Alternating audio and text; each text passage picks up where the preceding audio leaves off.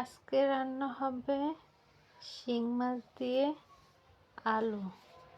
প্রথমে পেঁয়াজ, রসুন, কাঁচামরিচ ভালোভাবে ভেজে নিয়ে পানি দিব। তারপর দিয়ে দিব বাকি মশলা। এখানে দিয়ে দেওয়া হয়েছে জিরা, আদা, রসুন, হলুদ, মরিচ। তারপর এগুলোকে ভালোভাবে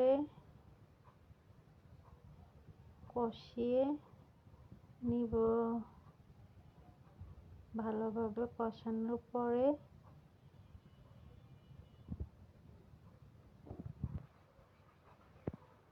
দিয়ে দিব শিং মাছ আর আলু।